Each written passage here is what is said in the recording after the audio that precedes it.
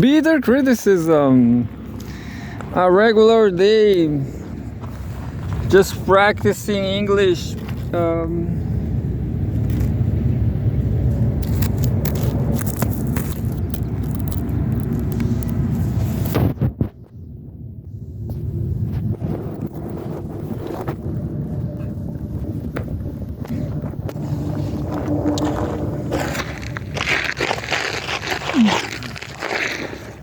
Regular day reading Russia Today.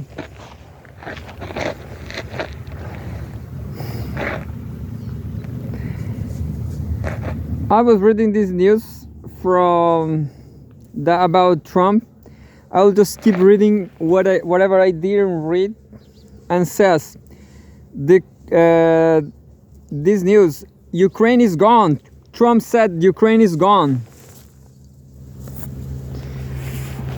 And then, well, I read a half of this article, and says, while the Ukrainian military does not publish casualty figures, the Russian Defense Ministry has estimated Kiev's losses at around 500,000 men. Ukraine's manpower shortage has been well documented by Western media outlets, and the country's top general acknowledgement.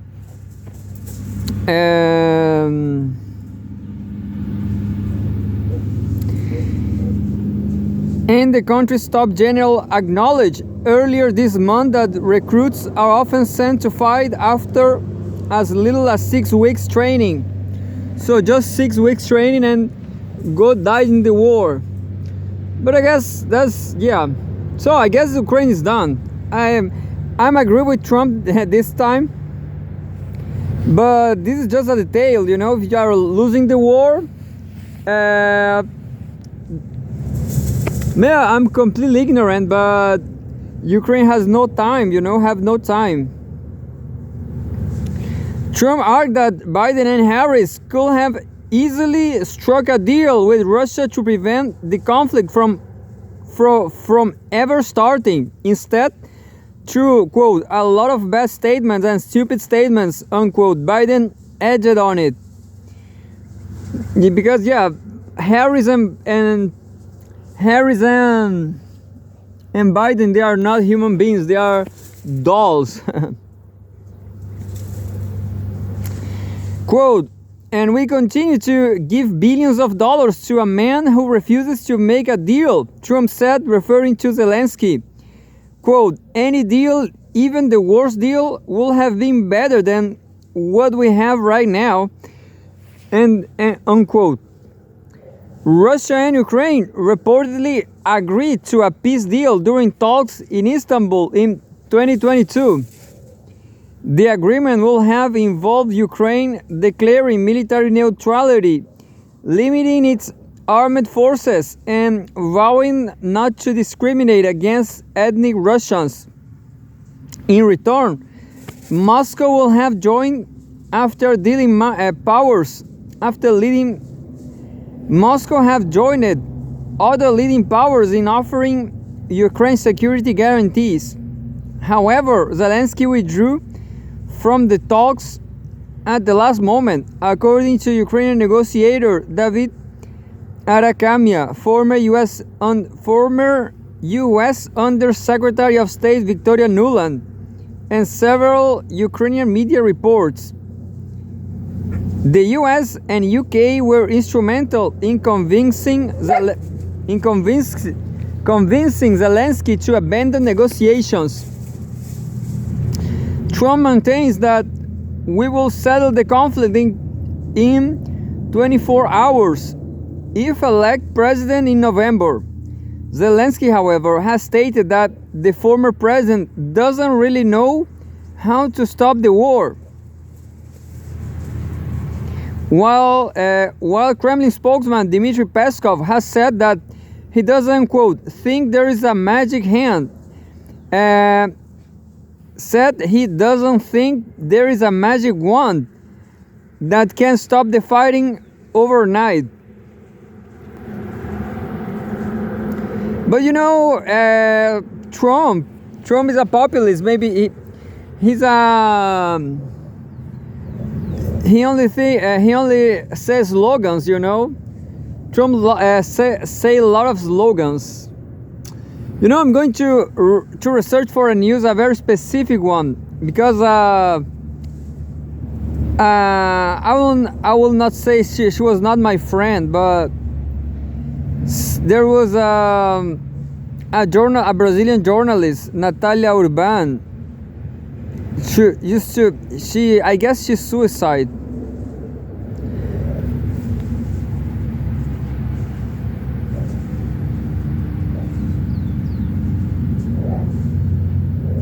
There's no coverage on English,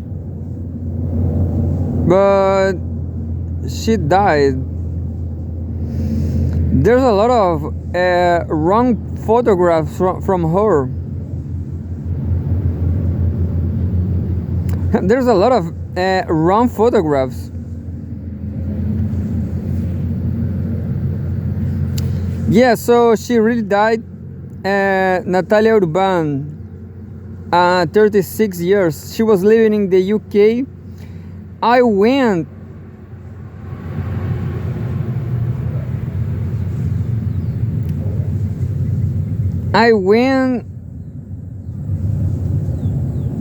well, nothing is said about, well, what I understand about his death is that he suicide, because I were on his Twitter, and I read she broke his relationship, and he was in a bad position, in a bad financial position. She was afraid of going homeless. I'm very curious about why she didn't consider go back to Brazil. In Brazil, I guess she got a job. I guess not. Maybe will be not enough. Who knows? But that's it. It is a sad news. Nathalia Urban has died.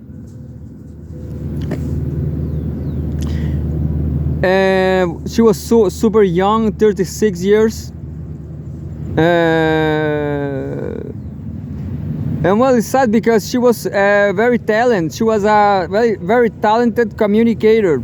Like she really know how to speak. You know, she really stressed very well the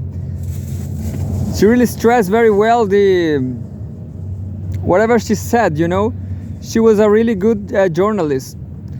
And she know how to manage the rhythm. She knew how to manage the new situations, to improvise, you know. Anyway, I guess even some time ago she was sharp. She got a sharp mind. She was able to remember really important things, and of course she was super, maybe too, but I guess there's not you cannot be too conscious, you know, too conscious about and committed to. She was very committed to the movement, to the cause, you know, to the global south cause, I guess.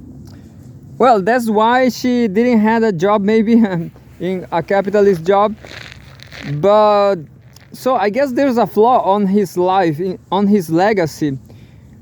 And there is a very typical flaw, that if you are a militant, if you care about social causes, you should be not afraid of going very poor, you know. You should know how to deal with poverty, you know. Of course, this is everybody knows. Any of us know the best thing to do. We have our principles, and life is hard, you know. So if you well, she faces a very difficult situation, a financial situation in the UK.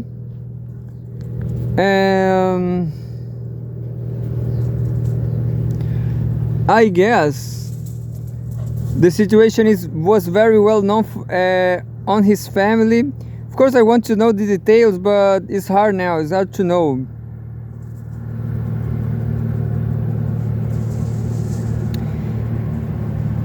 Anyway, suicide, I guess. So here we go with Russia Today. So yeah, in maybe she was sad because of, maybe she was depressed too because of on his Twitter she said, I'm going to her Twitter. I will read her Twitter. And says, "Hello Twitter Pulse, my long-term partner and me, my long-term partner and me broke up. He's leaving the UK and I need to reorganize myself financially. As I don't remember what it was, ASAP, as far as something, or I will end up homeless. Please, if anyone is hiring in Scotland, just give me a shout. Anything, I'm desperate. And then I'm really desperate. This whole situation is too much." And then maybe after that, she said, I don't think I have ever been this depressed in my life. So yeah, you know, financial. I was researching on her Instagram profile. She was Capricorn. So yeah, definitely, financial situations are very hard for Capricorn. Capricorns.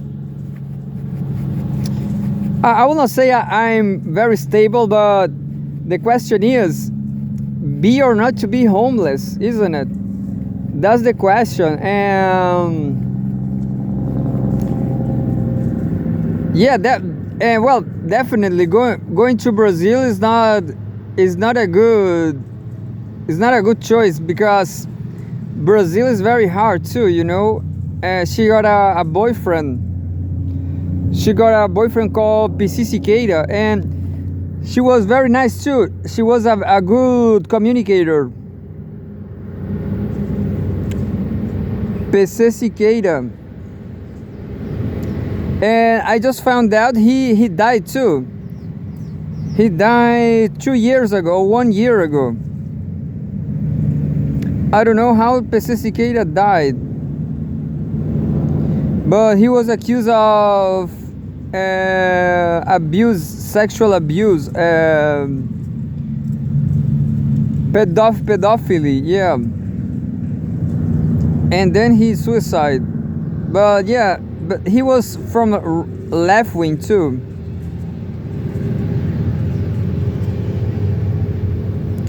I don't know what happened, but well, I didn't know what happened with him, but it's just too much suicide, I guess. I guess she's suicide too. So I don't know. I will find out, and next I will comment. I will comment this next time. But yeah, so I don't know what to say about suicide. Maybe if you are from the left, let's analyze materially suicide. If you are a leftist, a revolutionary,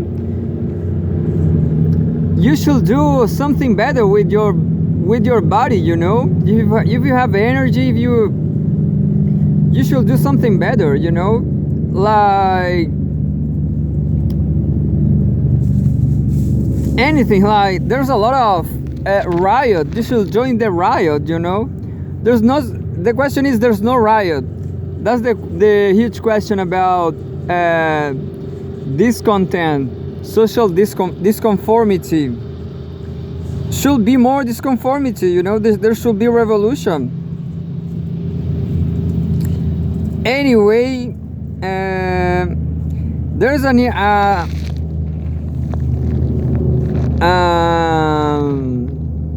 there's not a regular news here. Unusual news. There's an unusual news here. September 26, 2024. India and China make progress on border talks. Media. The two nuclear powers clashes along their Himalayan frontier in 2020 and have been negotiating ever since. What I know about this is that they agree on have a war with no weapons, just with sticks. They made a stick war. Crazy. And they were dead people by sticks. Anyway, India and China have made significant progress on resolving issues along their border in eastern Ladakh. The Indian Express newspaper reported on Thursday.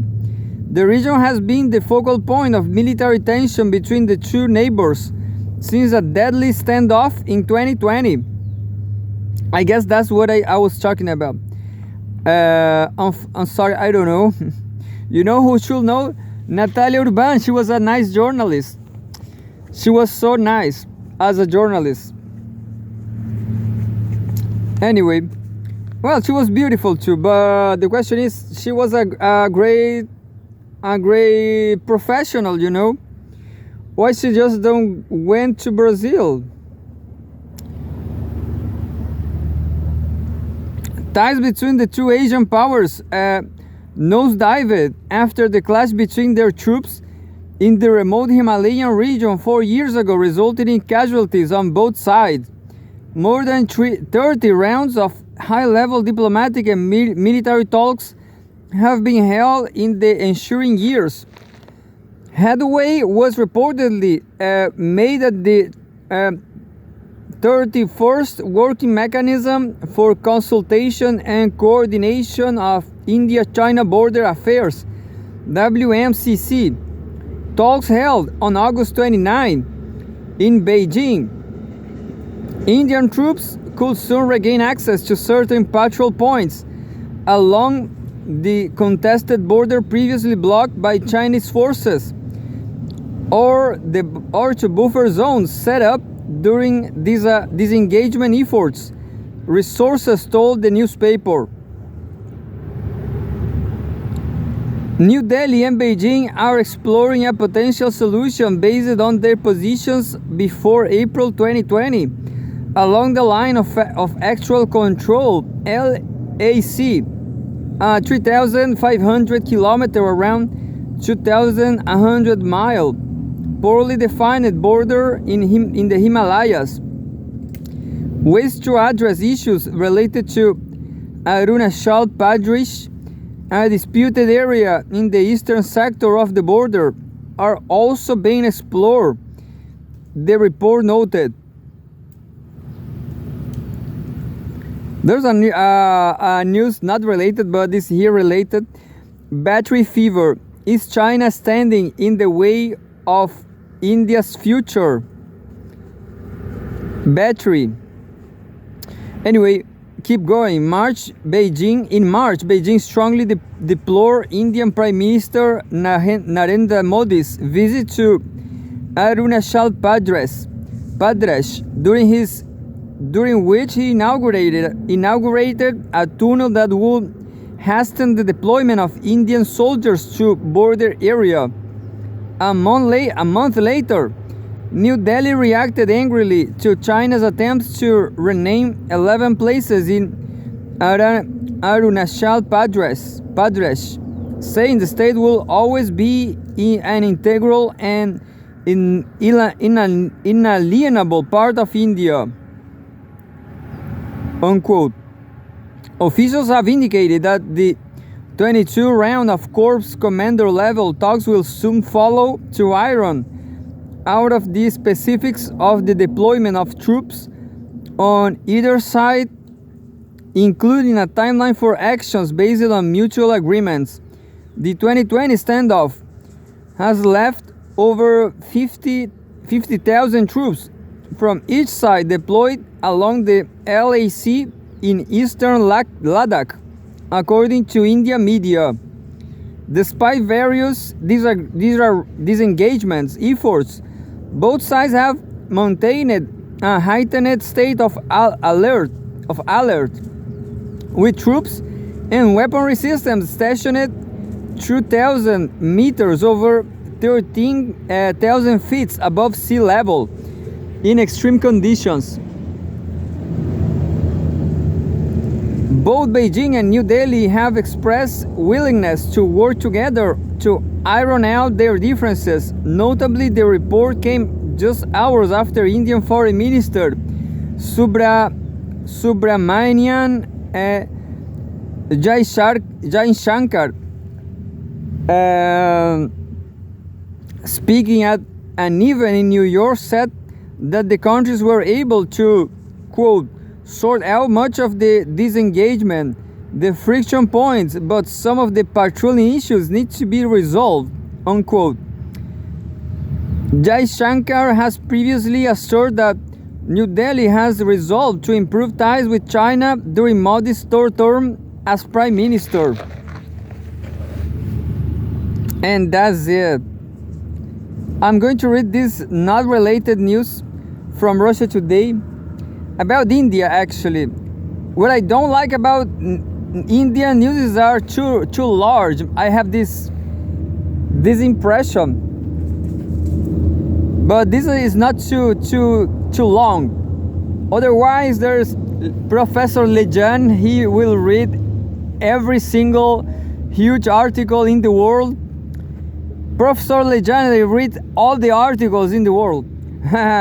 Anyway, September 26, 2024, home India. Battery for fever.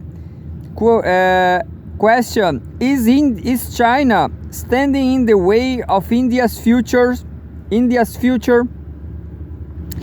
New Delhi is eyeing Africa for critical minerals that are instrumental in shaping the nation's energy transition, as well as establishing it as a leading power in the global south. This news is by Samir Bhattacharya, an associate fellow at Observer Research Foundation, ORF, New Delhi, India. And we have a photograph. Parts of cylindrical cells are seen on the automated packaging machine at factory producing lithium batteries on June 28, 2024, in Fuzhou, Jiangxi province of China. Lithium, frequently doubted, while gold, is pivotal to modern industries and technology. Rechargeable lithium-based batteries are essential in storing solar and wind energy, as well as in powering electric cars. Lithium-ion batteries, which have a long lifespan and excellent energy density, are also utilized to produce consumer electronics goods such as laptops and smartphones. As the world shifts to cleaner, sustainable energy sources, the ease to access to lithium could potentially impact the efficiency and viability of various renewable energy projects in the future. The swift rise in electric vehicle adoption is intensifying pressure on lithium mining. Demand for lithium is projected to grow more than fivefold by 2030. Currently, Australia and 3 Latin American countries, Chile, Argentina, and Bolivia, referred to as the Lithium Triangle, hold over 75% of the world's lithium supply, which is then sent to China for processing. I guess there's no way to compete with China. That's the sad news. I guess I'm going to China. I will keep studying Chinese. Amid this worldwide scramble for critical minerals, India, still a minor player in working to bolster its lithium supply chain by engaging with African nations as well as via other strategies. Ensuring a reliable supply of raw lithium is crucial for electric vehicle (EV) production and supply chain security. And Africa's potential could help position India as a leader in the global EV market.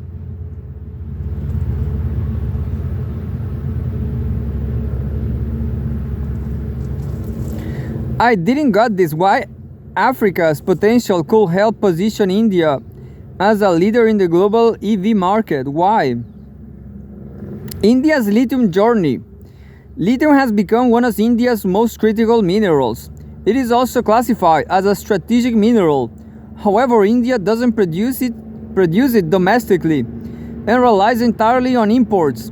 The recent discovery in February 2023 of 5.9 million tons of inferred lithium ore in the Salal-Haima areas of Reaisi district, Jammu and Kashmir, has significantly improved India's lithium prospects.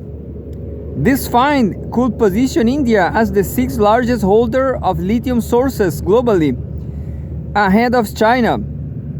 This development is expected to impact India's long and medium-term lithium supply projections and help it navigate the current uncertainties related to US-China competition over EV supply chain dominance. In fact, this finding may contribute to India's rise to prominence as a green industrial hub. In its quest to become a reliable supplier of lithium-ion batteries, India has been in competition with China for a while now. This is being done in light of the possibility of exporting these batteries in the future, and India's recently upgraded ranking as the world's third largest vehicle market. If India succeeds, it might be able to export low displacement motorbikes, scooters, and affordable farm equipment to other developing nations. My hope is someday they find a way to make these lithium scooters lighter, because they are too heavy. All the motor, the worst problem is the motor, the wheel motor. Anyway, however, challenges remain. The lithium reserves that have been detected are situated roughly 30 miles away from the line of control, which divides Pakistan-occupied Kashmir from the Indian Union territory of Jammu and Kashmir. And India has to tackle the difficulty of harnessing a valuable resource from its most politically volatile region. Since 1947, the region has seen numerous conflicts and violent skirmishes erupt between India and Pakistan, often fueled by Pakistani separatists.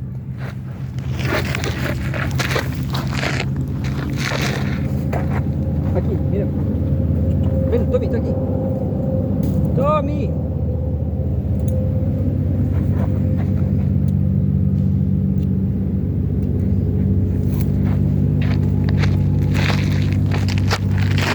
The separatists often fueled by Pakistani separatists. In addition, the Reaisi district is a highly area with a fragile ecosystem. Furthermore, compared to reserves in Bolivia, 21 million tons, Argentina, 17 million tons, and Australia, 6.3 million tons, India's lithium finding is comparatively modest.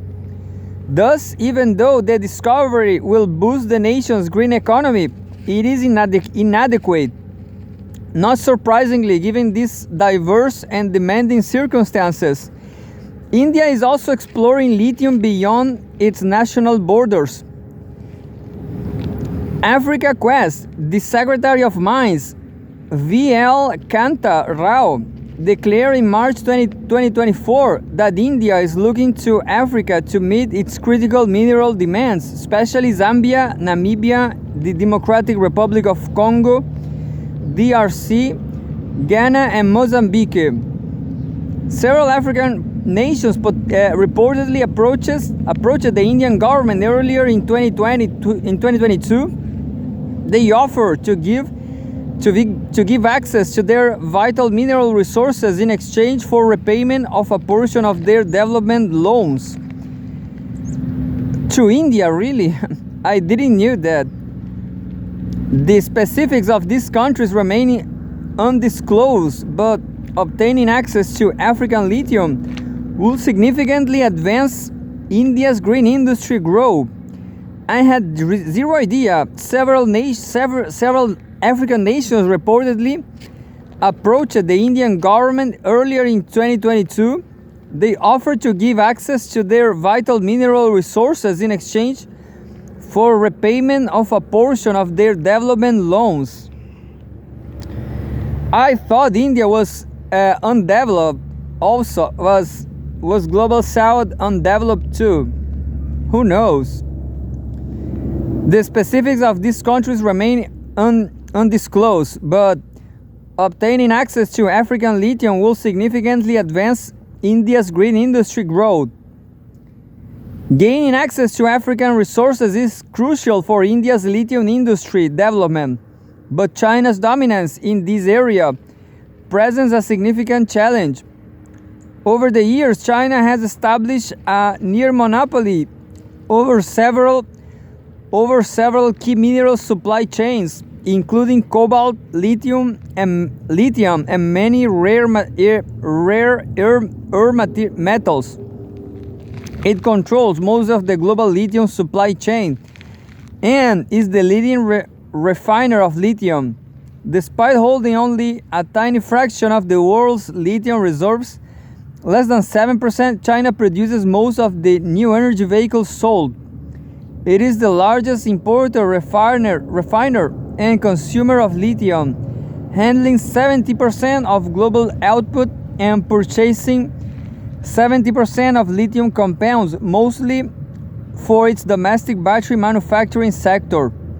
Since 2018, China, which relies on imports for about 2/3 of its raw materials, has been aggressively acquiring large lithium mines around the globe.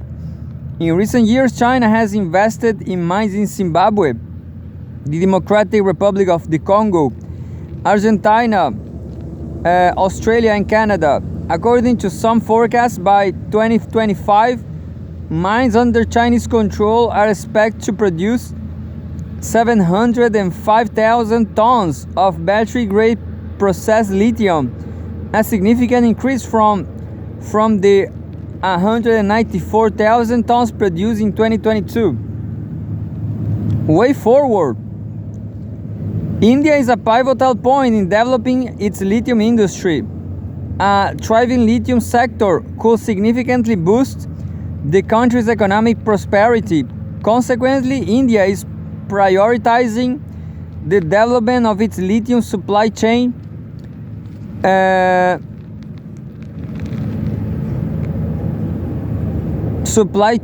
to support future growth. Led the transition to renewable energy and reduce strategic vulnerabilities.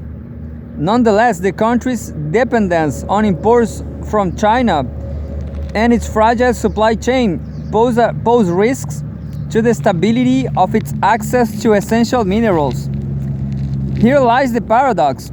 For India to advance in the lithium value chain, it must navigate its relationship with China more effectively.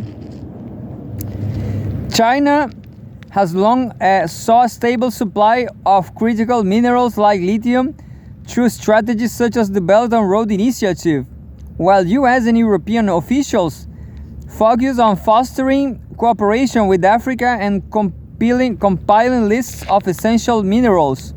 Chinese companies are effectively on the ground, engaging in the mineral Cold War and capitalizing on Western indecisiveness by acquiring African mines and establishing domestic processing refineries.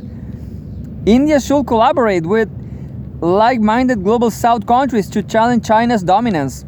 How New Delhi addresses its China challenge in securing access to Africa's lithium resources could shape its energy transition to establish the country as a leader in the Global South. I remember that India, the working loans, like Indian people, they are more poor than Chinese by now, you know. So that is why I'm impressed about all this. So I was reading what I was reading in Russia Today too. They don't consider India as an important player, you know. That's the question about India. They are too poor. Well, I'm going to read CGTN now. CGTN.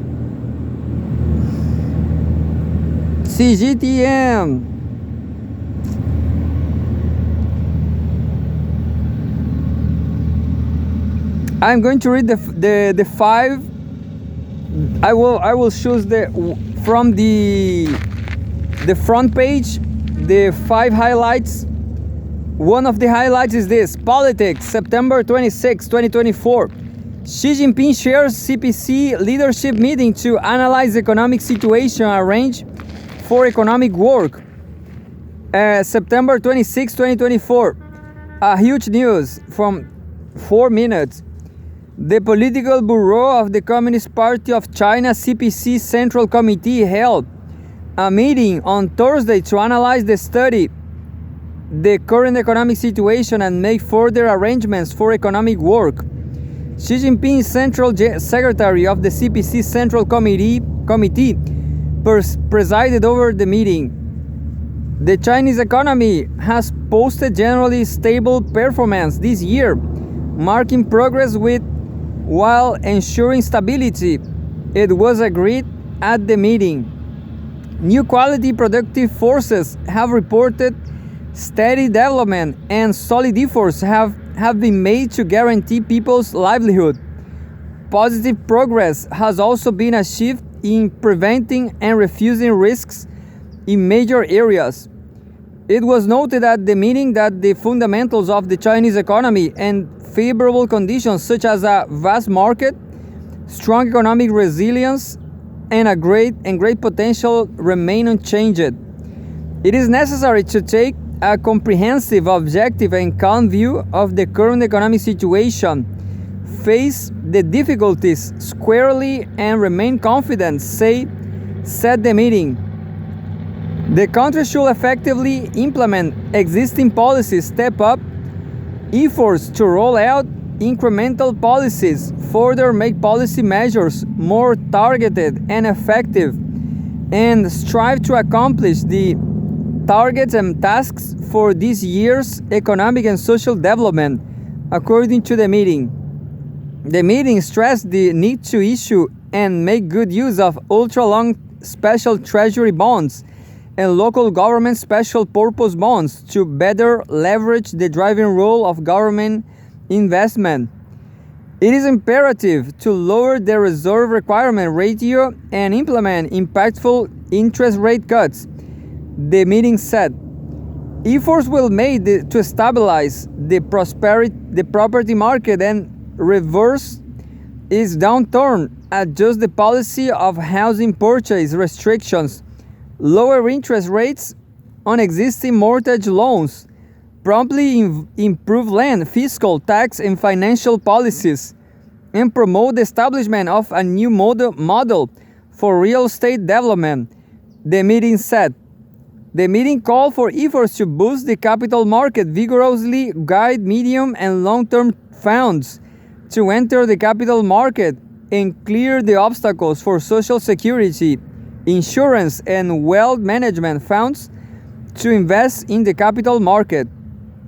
Mergers, acquisitions, and restructuring of the listed firms will be supported, The meeting noted urging efforts to steadily advance the reform of publicly offered funds and mull over the introduced policy measures to protect small and medium-sized investors. On Tuesday, China's central bank, top securities regulator, and financial regulator announced a raft of monetary stimulus, property market support, and capital market strengthening measures to boost the country's high-quality economic development. Thursday meeting also underlined the necessity to roll out a private economy position law, promotion law, and foster a favorable environment for the development of non-public sector. Efforts should be made to increase the incomes of middle and low-income groups and improve the consumption structure, according to the meeting. The meeting called for efforts to support and standardize social forces in developing elderly care and childcare industries and to refine pro-childbirth policies. It urged efforts to advance and implement reform measures regarding the market access of foreign capital to the manufacturing sector and further optimize a first-rate business environment that is market-oriented, law-based, and internationalized. The meeting stressed prioritizing employment support for key groups such as fresh college graduates, rural migrant workers, individuals just lifted out of poverty, and zero-employment households. Assistance will be stepped out for those facing difficulties in securing jobs, including old-age individuals, people with disabilities, and those unemployed for a long time, the meeting said, adding that more assistance will also be provided to the low-income population. Chinese authorities on Wednesday unveiled a guideline for promoting high-quality and sufficient employment by implementing the Employment First strategy. The document urges efforts to create more high-quality jobs, including transforming and upgrading traditional industries, fostering and strengthening emerging industries, developing future industries, and accelerating the development of advanced manufacturing clusters. Thursday's meeting also underlined the significance of agricultural production in autumn and winter to ensure national grain security. The coverage image was view of the Lijiangsu area in Pudong, Shanghai, China. Sources: Xinhua News Agency. I'm going to stop now because Tommy wants to go home now because I'm running out of time. I have an appointment. I'm not sure if I have a test. Always thinking about my life. I guess I'm not going to suicide, but life in Chile sucks. I prefer social violence, riot, definitely some revolution. That's the answer.